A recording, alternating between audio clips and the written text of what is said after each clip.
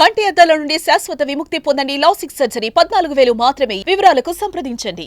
ఆంధ్రప్రదేశ్కి మరొక కొత్త పరిశ్రమ రాబోతుంది. 1200 మెగావాట్ల గ్రీన్ ఎనర్జీకి సంబంధించినటువంటి SAEL సంస్థ, ఆ సంస్థ ప్రతినిధులు ఏపీ ఐటీ శాఖ మంత్రి నారా లోకేష్తో భేటీ అయ్యారు.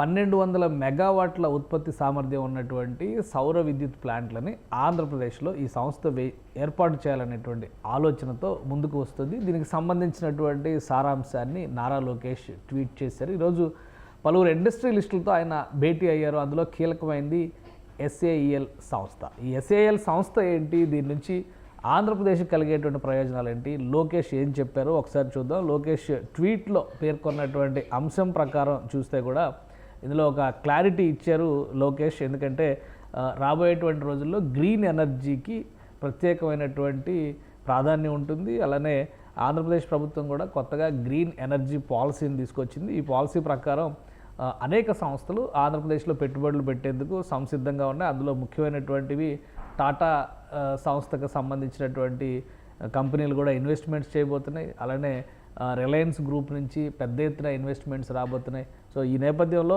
లోకేష్ SAEL భేటీని ప్రత్యేకంగా ప్రస్తావించారు. అసలు ఈ SAEL ద్వారా ఎటువంటి ఎక్స్పెక్టేషన్స్ ఏపీ గవర్నమెంట్ చేస్తుంది, ఆయన ఆల్రెడీ దీనికి సంబంధించినటువంటి వివరాలను కూడా ట్వీట్ చేశారు. ఒకసారి చూద్దాం. 2 ఫేజులుగా 1200 మెగావాట్ల సామర్థ్యం కలిగినటువంటి విద్యుత్ ప్లాంట్లని ఏర్పాటు చేయాలనేటువంటి ఆలోచనతో SAEL ఉంది. సో ఇందులో ఈ SAELకి సంబంధించినటువంటి ప్రతినిధులు ఈరోజు భేటీ అయ్యారు. ప్రధానంగా సంస్థ మేనేజింగ్ డైరెక్టర్ ఇక్కడ ఆయనతో భేటీ అయ్యారు. 600 మెగావాట్ల ప్రాజెక్టు ఒకటి, అలానే మరొక 600 మెగావాట్ల ప్రాజెక్టు, 2 ప్రాజెక్టులుగా దీన్ని ఆంధ్రప్రదేశ్లో ఏ ప్రదేశాల్లో ఏర్పాటు చేయాలనేది కూడా ప్రాధాన్యం తీసుకునేటువంటి అవకాశాలు ఉన్నాయి. ప్రధానంగా ఏపీకి ఈ సంస్థ ఇస్తున్నటువంటి ప్రపోజల్లో వేస్ట్ మేనేజ్మెంట్, అగ్రికల్చరల్ వేస్ట్ ద్వారా విద్యుతోత్పత్తి చేసేటువంటి ప్రాజెక్టుని ఏపీకి ప్రపోజ్ చేసింది. దీనిపైన ఇంకా కొంత స్టడీ చేసేటువంటి అవసరం ఉందని నారా లోకేష్ ట్వీట్ను బట్టి మనం అర్థం చేసుకోవాల్సి ఉంటుంది. అలానే రాబోయేటువంటి రోజుల్లో ఈ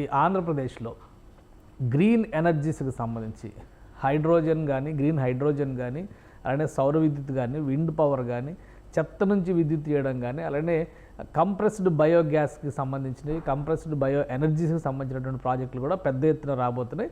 సో SAEL సంస్థ ఇందులో చాలా ప్రముఖమైనటువంటి పాత్ర పోషించబోతుంది. అలానే ఆంధ్రప్రదేశ్ మినిస్టర్ ఇప్పుడు నారా లోకేష్ మరికొన్ని భేటీలు కూడా జరిపారు.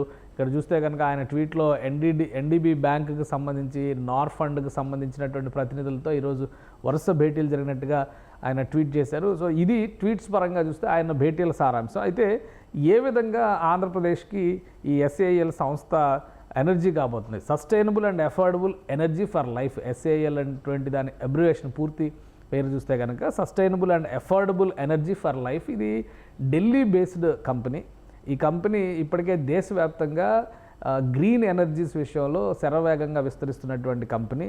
అలానే ఈ కంపెనీకి ఉన్నటువంటి ఇతర ప్రత్యేకతలు చూస్తే కనుక ఫారిన్ కొలాబరేషన్స్తో కూడా ఈ సంస్థ అనేక ఉత్పాదక ప్లాంట్లని దేశంలోనే ఏర్పాటు చేస్తుంది.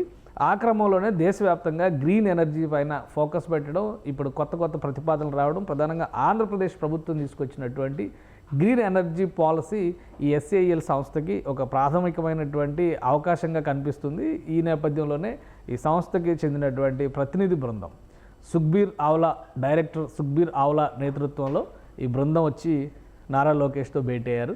ఇది ప్రిలిమినరీ డిస్కషన్స్ కింద మనం అర్థం చేసుకోవాల్సి ఉంటుంది. కానీ 1200 మెగావాట్ల సామర్థ్యం ఉన్నటువంటి ప్లాంట్ పెట్టాలనేటువంటి విషయంలో, ప్లాంట్లు ఏర్పాటు చేయాలనేటువంటి విషయంలో మాత్రం ఒక అండర్స్టాండింగ్ వచ్చింది. బెస్ట్ ఎన్విరాన్మెంటల్ ఫ్రెండ్లీ పాలసీస్ని కనుక రాష్ట్ర ప్రభుత్వం ఆఫర్ చేస్తే అతి త్వరలోనే ఈ సంస్థ యాక్టివిటీని మొదలుపెట్టబోతుంది, ప్రధానంగా గ్రామీణ ప్రాంతాల్లో. ఎందుకంటే అగ్రికల్చరల్ వేస్టేజ్ ద్వారా విద్యుత్ ఉత్పత్తి చేసేటువంటి ప్లాంట్లు కాబట్టి గ్రామీణ ప్రాంతంలో ఎక్కువ అవకాశాలు కలిగి ఇన్వెస్ట్మెంట్స్ పెరుగుతాయి. అలానే అక్కడ ఎనర్జీ సొల్యూషన్ వస్తుంది.